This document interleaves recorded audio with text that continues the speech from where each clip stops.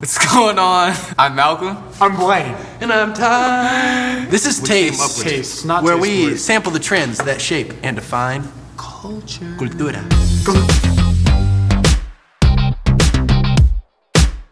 You know, usually me and Blayne have this symbiotic. Yeah, usually I don't know if action. it's because it's taste, but like all food just keeps coming to my mind. What do you think it is, Malcolm? Lasagna. Oh, and I think it's It's a tennis racket. tortellini. Dunkin' Donuts. If there isn't donuts in here, I'm gonna be so misled. I hate to break it to you, but Hold on, don't. we're dealing with a box of tortellini. Wait, it's not box of donuts. tortellini. A white T-shirt that is a size extra large. Don't you dare treat my lady something like that. This is a great topic, all right? You know, my experience with the white tee goes back to 10 years old watching James Dean in Rebel Without a Cause. But his white tee was like a youth medium. I'm a rebel without a cause. Dude, you should be in that movie. Yes, this is a huge staple when I don't want to dress and don't want to put anything crazy For on. me, I don't think so. I'm just more of a blue shirt guy. I love blue.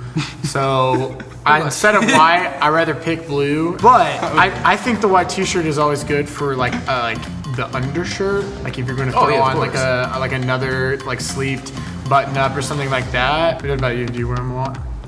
Hey, but that's not a plain white. You have like stuff on there. Here's the thing with taking them back. With It's tie and fashion, it's not really like intentional decisions as much as it's like, You just go with the flow. and then I'm just wearing go with the clothes, you know? But I was looking at a montage of beautiful people wearing white T-shirts. Oh, like Blayne, you could have been in this montage. It started with like supermodels wearing white T-shirts, and then it was like, how did this become a thing? And so I went back to James Dean, my man. Do you have a crush? You have a celebrity James crush? Dean? so. Everybody has a crush on James Dean. My celebrity crush is Denzel. I love that boy. The writer of this particular article was talking about how the white T-shirt has become this blank canvas of reflection for whatever the cultural time is showing.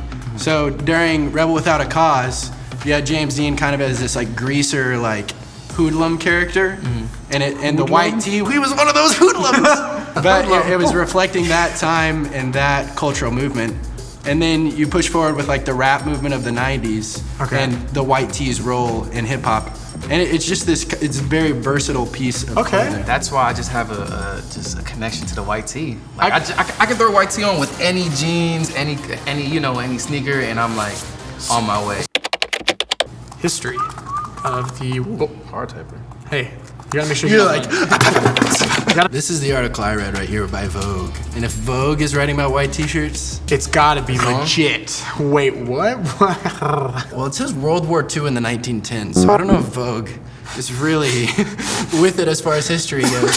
But basically, military men around the early 1900s needed standard issue clothing.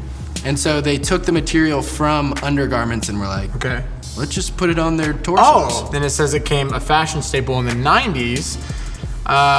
Which makes sense. Karl Lagerfeld in 1991 layered Chanel, big brand's signature tweed cardigan jackets over white tees. Oh, and our boy Kanye, of course. Now let me show you James Dean. He's here in this montage. That's not him. That's not him either. Are you sure? How far did you have to go? Well, clearly, what we're looking at clearly shows people of many different years rocking white tees as fashion. He's like this. So the idea was like navy undergarment. What are you? I'm James Dean. Navy undergarment, World War, Fruit of the Loom, designers, and now Kanye. That's the history. That's all you need. Episode done. No, we don't need any more questions. Could you convince your mom that a plain white tee is suitable outerwear? I can't really convince my mom of anything. So, My mom's pretty hip. She's pretty cool. So I feel like she would just be like, yeah, like wear that white tee with shorts or pants.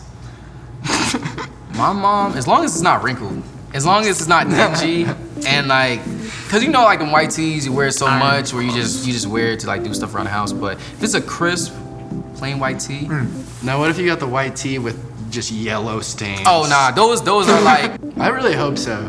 Because it looking will. at the deeper end, it's like a cultural statement that doesn't say anything. I think that should stick around forever, and people should keep twisting it. People love wearing stuff under the suits, under the button-ups, even like short sleeve button-ups that keep coming out. For youth in particular, like the white t-shirt has become a staple of fashion, because you can throw on a cool white t-shirt, some like cool jeans and white shoes, and it be like a popular fashion trend. Yeah, I mean, I totally agree. It's like some simplicity. Like even with this jacket right now, I have a white tee underneath. No. Where I can rock this. Look at that. Take off the jacket. And literally, Just hiding it from us. I can have it open like this. I can take the jacket off, and it'll still go and flow with my whole outfit. He looks good. I think the white tees will stay forever and ever and ever, and I feel like it's a big staple in fashion, whether it's simplicity or you're rocking it with Undergarment. Yeah, Absolutely. it's like a necessity at this Here to point. stay. Hey there, Delilah. What's it like in New York City? Play my tees. This is Taste. Bye, guys. Sorry.